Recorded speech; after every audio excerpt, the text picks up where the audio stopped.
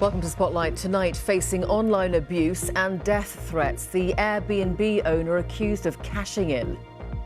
All your gold diggers, money grabbers. It was never a case of, oh, let's see how much money we can make from it. And there was so much hostility. It's a huge issue, with council figures showing little balance between holiday lets and homes for locals. Also tonight. I'm in Torbay, where it's feared a proposed road closure could cause serious disruption to both businesses and traffic in the area. Waiting for a winter wonderland. 11 brand new, high-tech, state-of-the-art gritters ready for action. And hope is home, the tale of a horse and an emotional journey.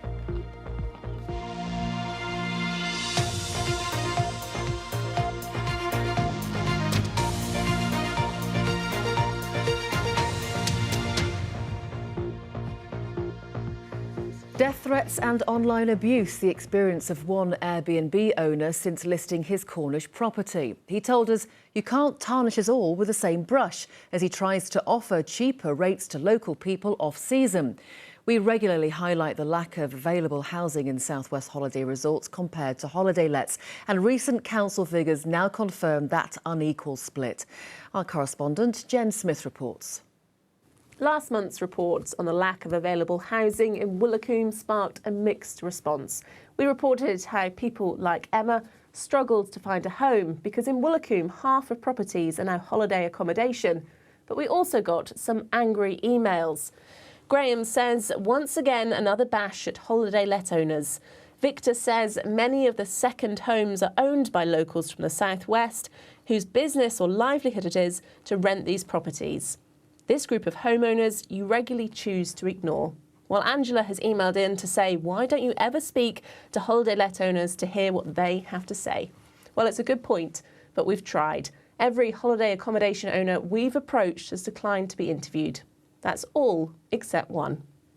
I feel, as an Airbnb owner, I have a responsibility, and that's not to make money and feel smug about people. That is to help people. We've helped two people out who were absolutely desperate, and I feel better about that than making any profit. Our Airbnb owner doesn't want to show details of his listing because he's worried about being targeted. There's currently a student living there on a reduced rate to help her out. He says he's received threats online and a lot of abuse. The first thing that we got was, all your gold diggers, money grabbers, and there was so much hostility. There was a case of, we know where you are, and I just thought, oh my God. Our owner's Airbnb would need to be converted if it was to be lived in permanently, but he's adamant he follows fire and safety legislation, regulations which aren't required by Airbnb. There are nearly 25,000 Airbnb listings in Cornwall and Devon. And local tourism leaders like Sally Everton from Visit Devon say while they appreciate their value, they need to be regulated.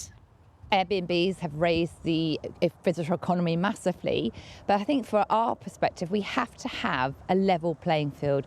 So they have to comply with regulations, and that has been our biggest, what we've been lobbying government for, so that there's compulsory registration. The balance between housing for local people and holiday accommodation for visitors has long been tricky to strike. Airbnb says it recognises the historic housing and tourism challenges facing the UK and welcomes new rules that support local families and communities. It says we continue to support the UK government's consultation on the matter. We're not all the same, really, we're not all the same. And hopefully this conversation will broaden into other people feeling confident to actually talk, because I'm sure there's a middle ground. The government's currently investigating whether to introduce a registration scheme and regulates Airbnbs, but would such a change make a dent in the region's housing crisis? Well, Jen's here now. Just talk us through exactly what we're dealing with here, Jen. Thanks, Victoria. Really, I think the first question is, are we in a housing crisis? Well, we approached all 16 councils in our region, from West Dorset to Cornwall. Of the 12 that replied, 10 said that yes, they consider themselves in a housing crisis, while 2 described housing as challenging. In terms of Airbnbs, new data shows the South West is the worst affected region in England. And since last focusing on Woolacombe in North Devon in Spotlight, we now know it has the highest proportion of Airbnbs of any locality in the country. 25% of housing's an Airbnb listing there. And when added together with other holiday accommodation, half of all housing becomes off limits to locals. But how much does tourism bring into the local economy? Well, Visit Devon says it's worth £2.5 billion to Devon alone, while in Cornwall that figure is £2 billion. Self-catering and rental accommodation makes up 66% of tourism accommodation in Devon and 35% in Cornwall, while the industry provides more than 60,000 jobs for Devon and 53,000 for Cornwall. So what can be done about the housing crisis, the big question? Well, a recent study from the University of Exeter's Institute of Cornish Studies concluded there were only 6 affordable areas for locals in the county. If you look at the median Cornish wage and you look at what can be afforded, then people who are on the median Cornish wage cannot afford to buy into that housing market, except possibly in small areas like Camborne Pool, Redruth. Well, in response, Cornwall Council says tackling current housing pressures is a top priority and it's taking a multifaceted approach to address the crisis. So is this crisis because of a lack of house building, a lack of tourism regulation or something else? Graham Norwood from Topsham's a property expert. Some local authorities are now giving financial incentives to Airbnb owners to take their properties off Airbnb and make them available for local housing needs. But even so, the fundamental issue is that there is an inadequate number of houses. Well, ultimately, we asked the government about what it plans to do about the housing crisis in the South West. It said we're combating the adverse impact second homes can have on local communities, particularly in tourist areas such as Devon, by closing tax loopholes, introducing higher rates of stamp duty and empowering councils to apply a tax premium of up to 100% on second homes. Victoria. Jen, thanks very much. And as ever, send us your thoughts on this issue to spotlight@bbc.co.uk. Next tonight, 5 Royal Navy warships that are to be built in Glasgow will be based in Devonport. Earlier today, Prime Minister Rishi Sunak confirmed the next phase in the shipbuilding programme. The Type 26 frigates will replace the Navy's ageing Type 23 frigates. Our reporter Rebecca Ricks has been following the story. Rebecca, what's the background to today's announcement?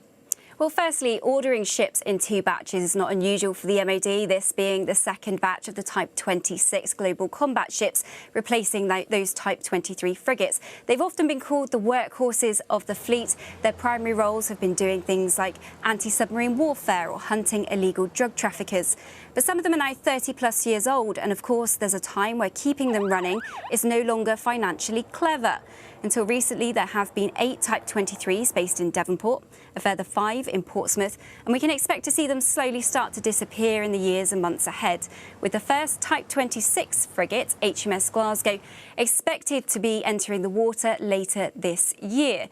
And while there have been 13 Type 23 frigates, some will argue these 8 will only go so far, as the country faces rising tensions at sea with Russia.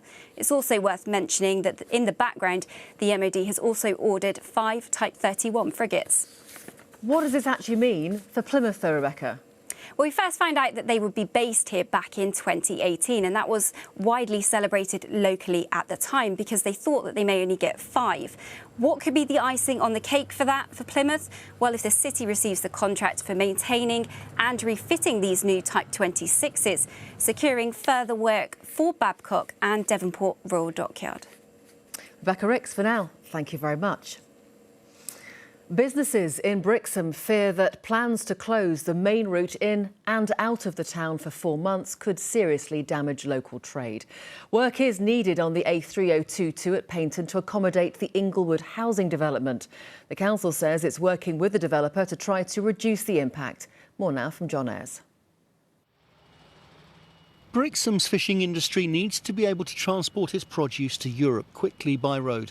But if the proposed road closure goes ahead in January, lorries like this could be forced onto residential roads.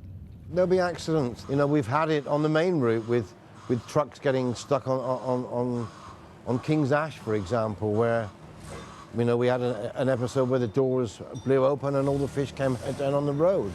We're concerned for obvious reasons because our trucks aren't going to make the deadlines. The roadworks are needed to accommodate the housing development to be built in the fields on the left. The government insists there needs to be homes where people want to live and work. There are lots of schools around here and parents fear the road closure will make it difficult to drop off their children and get to work.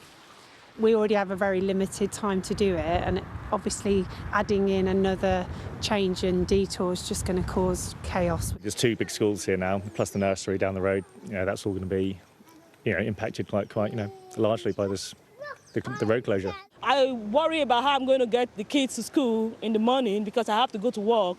And even though I drop them off for breakfast club in the morning, if the road is closed, I don't know how I'm going to be able to make it to work at 8 o'clock in the morning. Our pupils and students have already had significant disruptions to their education over the last couple of years, and that they will be facing yet more disruption. They'll be late for school, there'll be issues with them getting maybe to exams, for exam preparation too, if the delay is for that length of time. Any impact on their learning actually is going to be deleterious. The developer, Persimmon Homes, is apologising for the disruption it will cause and will do everything it can to ensure the works are completed as quickly as possible. Torbay Council hasn't yet approved the road closure. We have a meeting tomorrow with them to see. We've asked them to go back and have a look at the plans, and they're coming back to us tomorrow and then we'll have to take it from there. We've not given approval, and we're not saying we'll necessarily give approval after tomorrow, because we need time to see what's on the table and the effects that would have. The council finds itself between a rock and a hard place. A government inspector says this development has to go ahead, and somehow Torbay Council has to accommodate it. They're hoping that something might come out of their public consultation that they can discuss with the developers and hopefully come up with a solution to mitigate the disruption. John Ayres, BBC Spotlight, Torbay. Now, it's stage plays, concerts and comedy shows, but now a Cornish theatre needs to find £500,000 to secure its future. The cash is needed to repair the Sturts Theatre near Liscard. If it can't be raised, the future of the tented amphitheatre on Bodmin Moor looks bleak. And as John Henderson reports, the venue has inspired many, many youngsters. You can clearly hear Olivia's passion for musical theatre, a passion inspired by a special venue. Sometimes you're working with the same cast or different people and you just make new friends, you learn new things, you create new challenges for yourself, you get given new challenges, and it allows you to rise to those challenges and just be the best you can be.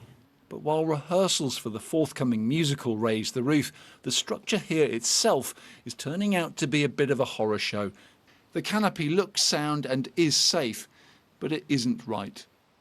If you actually look at the bar to the right, you can see that it's kinked, and in the heat and the storms, it acts like a honeycomb. So when one part of that honeycomb goes, it becomes weak.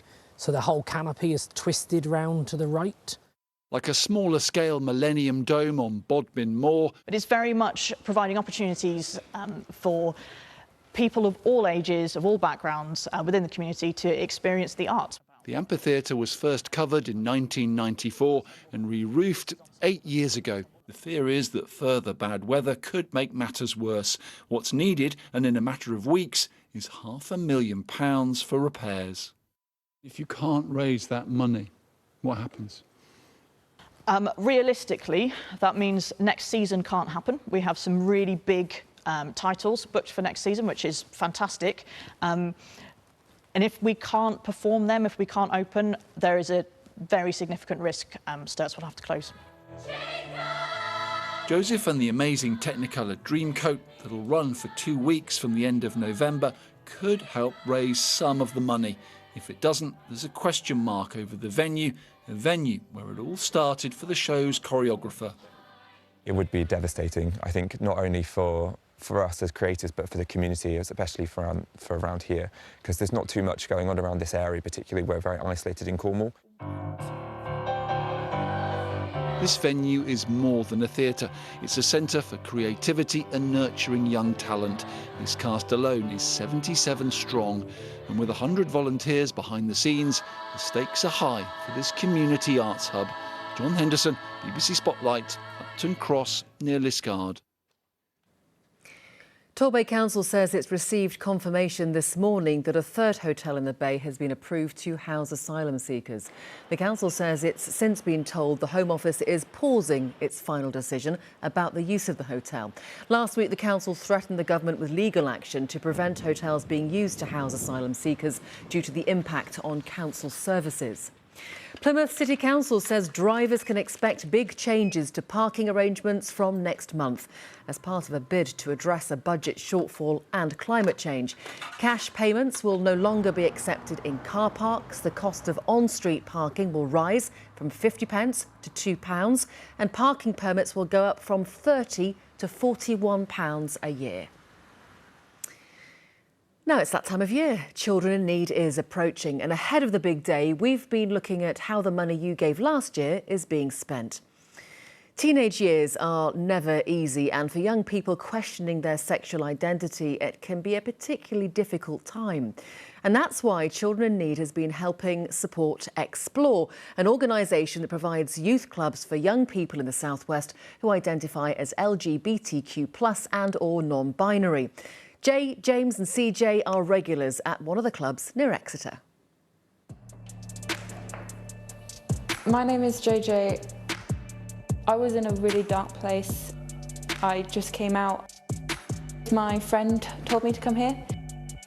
It means to me somewhere that I can feel comfortable and feel accepted and feel happy. My name is James. I came out before Christmas last year. I felt a bit lonely and down and not myself. I looked online and then I thought, okay, this would be a good place to be around people in my similar situations, and I felt a lot more better for coming here. I'm CJ. I came because I needed a place to express myself freely and feel safe before I came out to my family. It gave me like a sense of community and safety, and I knew that I would always be listened to. And I made so many new friends here, and it's always been a place where I could go. It's really important because it's gotten me so many more places, and it's got me what I want to do now, and it's got me more confident, and it's got me more confident in myself and my identity. What it means to me is quite a lot. It's helped me get through situations and bad times. I wouldn't be the same if I didn't have this group next to me. I think it's important to fund a place like this because it helps so many vulnerable young people like myself, like my friends, who need someone just to help guide them. It means to me that I have the opportunity to meet new friends that have similarities, and the staff are lovely, and if we want to talk to them, if something's wrong, they will listen to us. It gives me a place where I can always be myself and always have someone to talk to. It gave me like a sense of community and safety, kind of just an escape from whatever's going on in my life at the time. And that's the difference that you make. And if you're fundraising for Pudsey this year, let us know what you're up to by emailing us at spotlight@bbc.co.uk. We'd love to also see your pictures and videos. Now, we've seen a lot of rain today, but the real winter weather is yet to come. But when it does, we are prepared. That's thanks to 11 new state-of-the-art gritters that should help to keep our roads moving.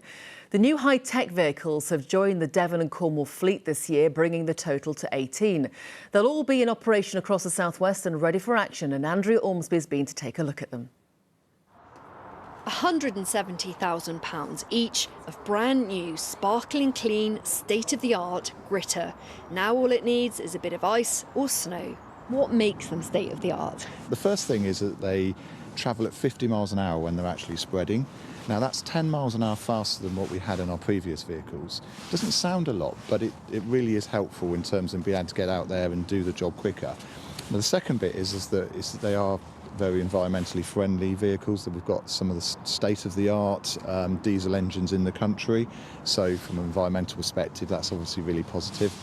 And then the third bit is that they have laden with smart tech within the vehicles themselves.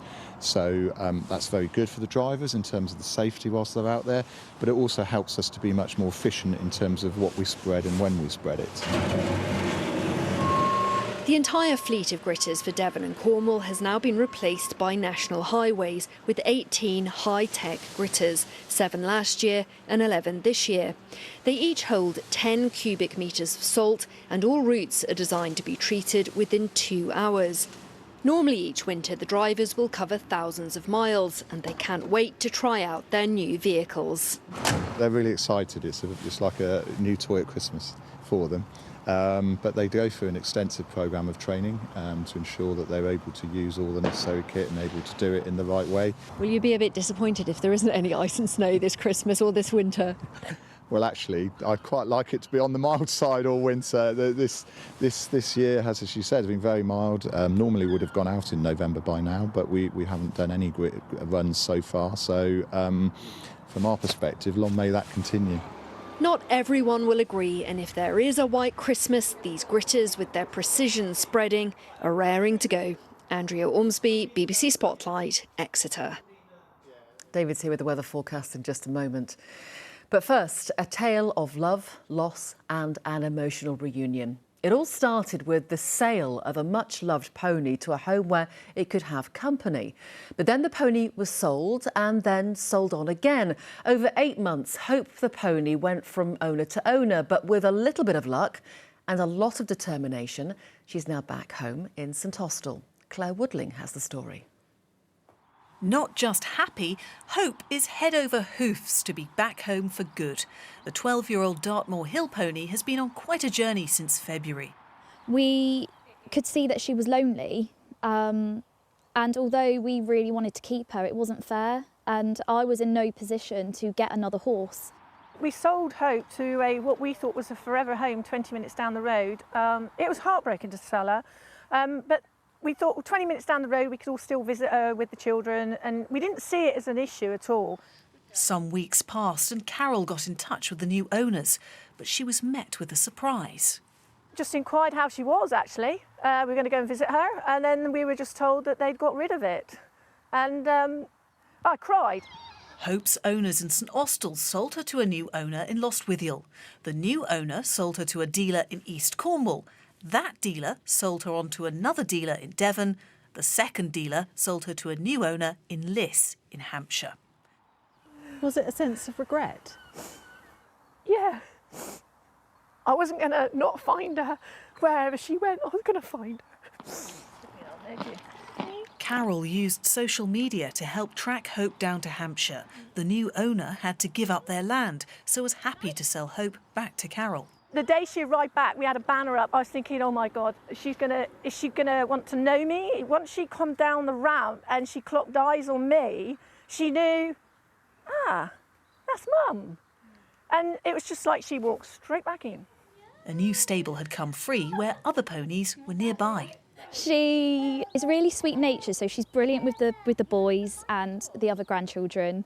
But she's very strong-minded, so I think she's like any Dartmoor Hill pony, sassy. But we're glad she's home. It was our fault, you know, put our hands up to all of it. An animal just isn't an animal, it's a member of the family. And you just can't just ship a pony onto lorries and trailers and ship them around. They got feelings, they got souls. And I'll never do it again, I've learnt. And now I got every day to make it up to her. Oh, there's always a little hope.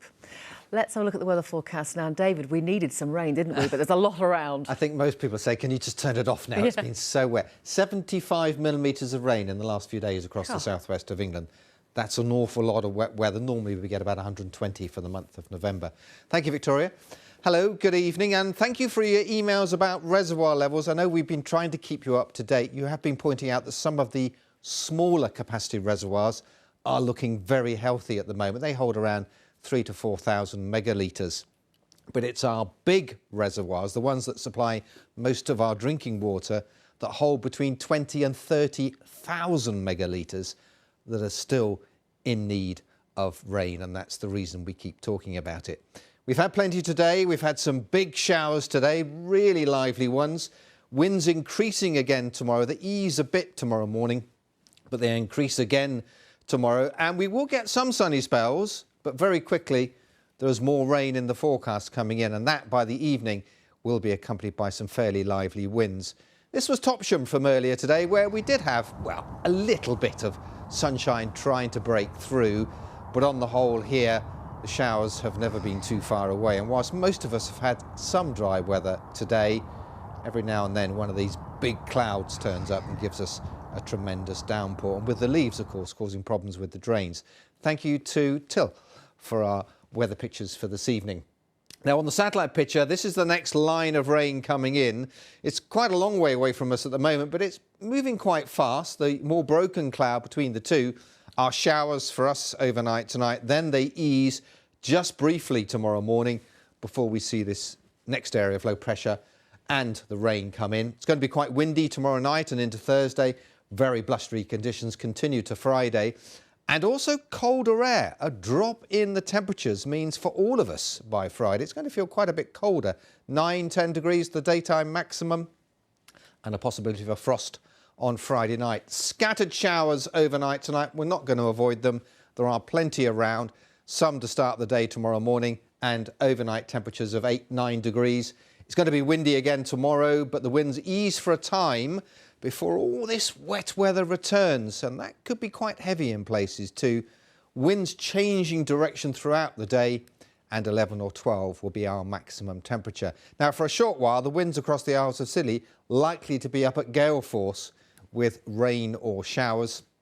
Times of high water: Falmouth 9:50, Portland 10:39, Bideford 10:28, and the winds are close to gale force for a time, particularly as they become cyclonic around that area of low pressure, and big waves on both north and south coast, but they won't be particularly clean because of the strength of wind. And it stays both windy and unsettled as we go into the weekend. Bye for now. Victoria. Thank you, David. Just before we go this evening, we've heard a lot over the last few weeks about the importance of getting a COVID booster and flu jab if you're eligible. Well, on Spotlight this Thursday, 2 health experts will be here to answer your questions around vaccinations, COVID and the flu this winter. You can email your question to spotlight@bbc.co.uk or send a message on social media and we'll try to get your questions answered. But that's it for now this evening. We look forward to hearing from you. Have a lovely evening. Good night.